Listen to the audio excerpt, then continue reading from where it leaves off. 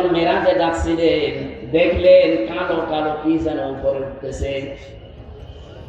বিশ্বনবী যখন প্রথম আসমান পাড়ি দিয়ে ষষ্ঠ আসমান সপ্তম আসমানে উঠবেন তখন দেখলেন কালো কালো কি যেন পিপিলিকার মতো নামতেছে।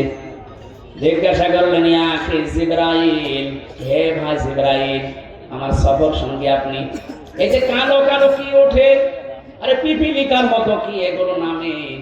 ভালো করে শুনবেন, ফেরেশতা জিবরাইল ওই দিন বলেছিল, হে রাসূল, দুনিয়াতে যে যেই ধরনের গণাগুলো করে এগুলো সব আকাশে উঠতেছে, আর এই গণাগুলো আল্লাহ আবার গজব করে পিপিলিকার মতো নামাচ্ছে।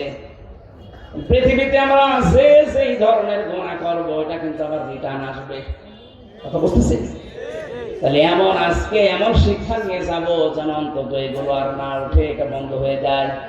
এটা যদি নিচ থেকে বন্ধ হয়ে যায় উপর থেকে আসাও বন্ধ হয়ে যাবে। কথা বলে না কেন? আল্লাহ ইচ্ছা করে কিচ্ছু নামাতে চান না। আমরা যা করি এটা ইনপুট দেওয়ার পর এটা আউটপুট আসে। কোরআনে কারিমে ব্যাপারে জানিয়েছেন সূরা রুমের 41 নম্বর আয়াতে, যাহারাল ফাসাদু ফিল বাররি ওয়াল বাহার বিমা কাসাবাত আইদিন নাস ইলা আখির আয়াত। আল্লাহ পাক বলেন, জলে স্থলে যে বিপদ আপদ মুসিবত গজব গুলো দেখতে পাও একটাও আমি দিতে চাই না, এগুলো সব তোমার দুই হাতের কামাই। কেন এগুলো দেয় জানো? আমি মজা চাকাতে চাই, স্বাদ আস্বাদন করাতে চাই।